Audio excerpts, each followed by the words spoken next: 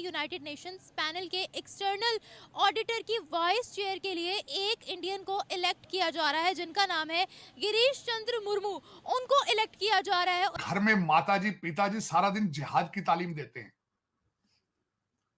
Weekend पे मस्जिद में भेज दिया जाता है और वो मस्जिद में बैठा हुआ मौलवी हाई स्कूल भी नहीं होता, वो फिर आगे जिहाद का टीका लगाता है। एंटी इस्लाम डच पॉलिटिशियन है जो ये कहते हैं the biggest problem in Netherlands जो है वो इस्लामाइजेशन है। अगर गिरीश चंद्र मुर्मू की बात की जाए तो उन्होंने 63rd session of panel of external audits को न्यूयॉर्क में अटेंड किया है। यूरोप के अंदर एक टर्म बोली जाती है द 1% प्रॉब्लम, ठीक है जी। जो मुसलमान मगरब में हैं उनकी वजह से नए पॉपुलिस्ट लीडर्स इमर्ज हो रहे हैं। सऊदी अरेबिया के अंदर आपको पता होगा कि अभी नए लॉस पास किए उन्होंने। अब बच्चे को मस्जिद में नहीं लेके जा सकते, लाउड स्पीकर पर पाबंदी लग गई है।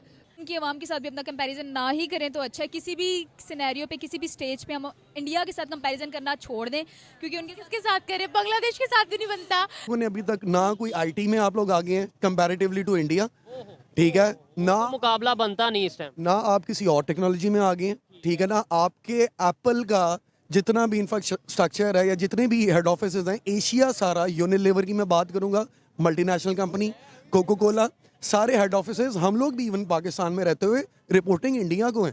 कि 2+2 किया है भारत में जाके, वापसी पे डॉक्टर जयशंकर ने एक थप्पड़ भी मार दिया उनके मुंह पे, उनका चलो निकलो यहाँ से। और ये जो एंटी मुस्लिम सेंटिमेंट्स हैं बहुत सारे, ये बड़े डीप हो रहे हैं वेस्टर्न वर्ल्ड के अंदर। लेकिन वो जो 164 पाकिस्तानी मुल्क से बाहर बैठे हैं, पेंशन ले रहे हैं डॉलर्स में, डॉलर्स में। बिल्कुल अरे भाई, उन्हें कोई तो पूछने वाला नहीं है। आरजू मेरे जख्मों पे क्यों नमक छिड़का। एंटी इस्लाम डच पॉलिटिशियन है जो ये कहते हैं the biggest problem in Netherlands जो है वो इस्लामाइजेशन है। और वो एक जैसे आप कह लें कि एक डिफरेंट सोच रखते हैं, और वो कहते हैं कि ये जो जैसे आप दूसरे लफ्ज़ों में कह रहे हैं कि यूरोप के अंदर एक टर्म बोली जाती है द 1% प्रॉब्लम, ठीक है जी। जो मुसलमान मगरब में हैं उनकी वजह से नए पॉपुलिस्ट लीडर्स इमर्ज हो रहे हैं। अब जो मुसलमान हैं वो कहा जाता है 1 से लेके 8% के करीब पॉपुलेशन है डिफरेंट वेस्टर्न कंट्रीज़ में। और लेकिन जो पॉपुलिस्ट इरा है, जो पॉपुलिस्ट पॉलिटिक्स है, जो पॉपुलिस्ट इश्यूज़ हैं, वो सबसे ज़्यादा जो हैं वो इमर्ज हुए हैं। और उसकी वजह से आप देखें कि अमूमन होता था कि जो राइट विंग पॉपुलिस्ट पार्टीज़ होती थी इकोनॉमिक और सोशल इश्यूज़ के ऊपर डिस्कशन कर रही होती थी। अब ज़्यादातर जो है जो राइट विंग पॉपुलिस्ट पार्टीज़ हैं वो कल्चरल और रिलीजियस इश्यूज़ के ऊपर डिस्कशन कर रहे होते हैं। और पर्टिकुलरली ये जो मुस्लिम इमिग्रेशंस हैं जिससे जो डेमोग्राफिक इंक्रीज़ आया है, और बहुत बड़े बड़े स्कॉलर डैनियल पाइप्स को पढ़ें, बड़े लोगों को आप पढ़ें, क्लैश ऑफ सिविलाइजेशन आपने हंटिंगटन को पढ़ा होगा, जो ये कहते हैं कि जो मुसलमान दुनिया जो है वो मगरब में ज़्यादा बढ़ रही है। तो इसमें अगर आप ये देखें और ये जो एंटी मुस्लिम सेंटिमेंट्स हैं बहुत सारे, ये बड़े डीप हो रहे हैं वेस्टर्न वर्ल्ड के अंदर। और पहले वो जो इकोनॉमिक चैलेंजेस होते थे, इकोनॉमिक लिवरेजेस होती थी सोसाइटीज़ में, उस पे ज़्यादा डिस्कशंस होती थी, लेकिन अब ये कल्चर और रिलीजन पे ज़्यादा होती है। और इस्लामिक पॉलिटिक्स है, और जो मुसलमानों ने फिर वहाँ पे जाके बिहेवियर्स अडॉप्ट किए, फिर 9/11 के बाद, और फिर ये जो क्वेश्चंस रिगार्डिंग आइडेंटिटी, नेशनलिज्म। आपको जो जिस तरह कहते हैं ना, कहते हैं जी आए बिस्मिल्लाह, आप आए तशरीफ लाएं, फ्री जहाज के टिकट, फ्री आपको बसों में बिठा के जहां जाना चाहते हैं आपको ले जाते हैं। और यहाँ पे मैंने अगले दिन सबसे बड़ी जो मुझे सबसे एक तशवीशनाक बात थी, लोग जाके जर्नलिस्ट वीडियोस बना रहे हैं बॉर्डर पे। उन्होंने तकरीबन 15-20 लोग बैठे हुए थे उसके बॉर्डर के ऊपर। तो जर्नलिस्ट अमेरिकन उससे हर एक से पूछता है कि तुम कहां से आए हो, तुम कहां से आए हो। हर एक से जब शुरू के 10-15 लोग थे वो सारे ईरानी थे। अब मुझे ये बताएं, ईरानी आ रहे हैं, सीरियन आ रहे हैं, फलस्तीनी आ रहे हैं, और सबसे बड़ी बात यह है जिन लोगों के मैंने नाम लिए हैं ये इंटीग्रेशन पे बिलीव ही नहीं करते। ये आके अमेरिका में अमेरिकन आइडियोलॉजी को सपोर्ट नहीं करते।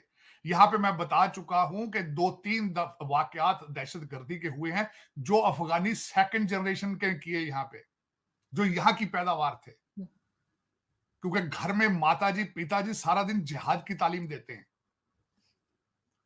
वीकेंड पे मस्जिद में भेज दिया जाता है और वो मस्जिद में बैठा हुआ मौलवी हाई स्कूल भी नहीं होता, वो फिर आगे जिहाद का टीका लगाता है। चले फिर ये हमारी बदनसीबी है, क्या इसका हो सकता है। और लिबरलिज्म, इस पे एक मैं चीज ये कहना चाहूंगा कि आज सुबह भी मेरी नजर से गुजरी और मैं इस चीज पे बड़ा अरसे से मेरे पहले भी मेरा इसको कई दफा अमेरिका में यह कहा जाता है, रोनाल्ड रेगन जो कि एक बहुत सक्सेसफुल प्रेसिडेंट थे यहाँ के, उन्होंने कहा था if fascism comes to America it will come in the name of liberalism. तो वो फाशिज्म आ चुका है यहाँ पे। देखें, अब फलस्तीन के हक में जो मर्जी कर जाए काले गोरे, यहाँ पे उनको खुली छुट्टी है, लेकिन अपने इलेक्शन के ऊपर एहतजाज किया है, अगलों ने 18 साल सजा दे दी।